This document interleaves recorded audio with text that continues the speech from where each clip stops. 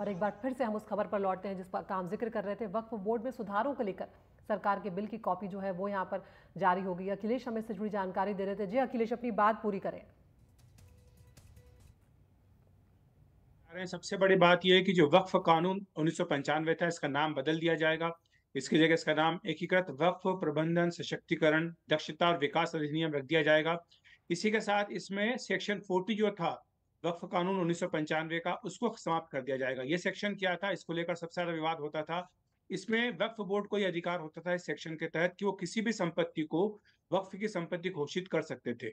लेकिन अब इस संशोधन के जरिए ये जो अधिकार था, ये अधिकार इनसे छीन लिया जाएगा। तो इस तरह से जो एक बड़ी शिकायत थी वक्फ बोर्ड के बारे में, वो दूर हो जाएगी। दूसरी बात, सरकार की मंशा ये है कि जो वक्फ बोर्ड होते हैं, वक्फ परिषद होती है, ये रिप्रेजेंटेटिव नहीं है। इस पे कुछ लोगों की ही मोनोपोली है, कुछ लोगों का ही, कुछ परिवारों का ही कब्जा है। तो इसको दूर करने के लिए इसका रिकॉन्स्टिट्यूशन किया जाएगा, चाहे वक्फ बोर्ड हो राज्य भर में, या फिर देश केंद्रीय स्तर पर वक्फ परिषद हो, इनका रिकॉन्स्टिट्यूशन होगा।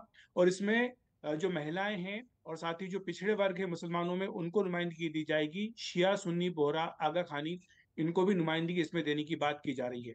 जो वक्फ परिषद होगी उसमें केंद्रीय मंत्री होंगे, 3 सांसद होंगे, मुस्लिम संगठनों के 3 नुमाइंदे होंगे, मुस्लिम कानून के 3 जानकार होंगे, सुप्रीम और हाईकोर्ट के 2 पूर्व जज, एक प्रसिद्ध वकील होंगे, राष्ट्रीय ख्याति प्राप्त 4 लोग होंगे, भारत सरकार के अतिरिक्त या संयुक्त सचिव होंगे, और साथ ही कम से कम 2 महिलाओं का होना आवश्यक है। इसी तरह से राज्य स्तर पर जो बोर्ड बनेंगे, उनका भी कंपोजिशन इसी तरह से होगा। ये इस कानून में व्यवस्था की गई है। इसी के साथ ये भी प्रावधान इसमें किया गया है कि अगर कोई दिक्कत होती है तो इसको चुनौती दी जा सकती है 90 दिनों के भीतर किसी भी अदालत में।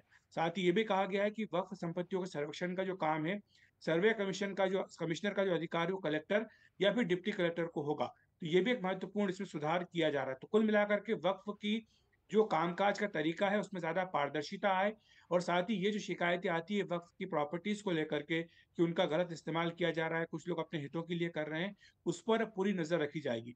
सरकारी सूत्र यही पहले स्पष्ट कर चुके हैं अदिति कि इस कानून का संशोधन करने का ये मतलब बिल्कुल भी नहीं है कि जो वक्फ की संपत्ति है उस पर सरकार कब्जा करने जा रही है। ये एक गलत प्रचार किया जा रहा है, ऐसा कुछ भी नहीं है। बल्कि वक्फ की संपत्ति जो मुस्लिम समुदाय है वो उन्हीं के पास रहेगी, लेकिन उनके हित के लिए बेहतर तरीके से इसका इस्तेमाल किस तरह से हो सके, यह व्यवस्था सरकार इस संशोधन के जरिए करने जा रही है। 44 संशोधन है, और माना जा रहा है कि आज या फिर कल ये बिल जो है लाया जाएगा संसद में। कोशिश होगी कि इसी सत्र में इसको पारित करा लिया जाए। लेकिन अभी यह स्थिति स्पष्ट नहीं है कि जो सरकार के 2 महत्वपूर्ण सहयोगी हैं, जेडीयू और टीडीपी, उनका रुख इसको लेकर क्या है। तो इस पर यह देखने की बात होगी। विपक्षी दल चाहते हैं कि इसको सिलेक्ट कमेटी को भेज दिया जाए, तो सरकार के ऊपर अगर दबाव बढ़ेगा सहयोगी दोनों का भी, तो हो सकता है कि इसको सिलेक्ट कमेटी को भेज दिया जाए। जी बहुत बहुत शुक्रिया अखिलेश इस तमाम जानकारी के लिए। तो देखना होगा कि क्या कुछ रुख रहता है एनडीए के सहयोगियों का और यहाँ पर किस तरह से सरकार आज या कल इसको पास करवाती है। तो देश में इस समय 32 वक्फ बोर्ड हैं। गोवा, अरुणाचल प्रदेश में नहीं है, मिजोरम में नहीं है, नागालैंड में नहीं है और दमन और दीव में भी वक्फ बोर्ड नहीं है।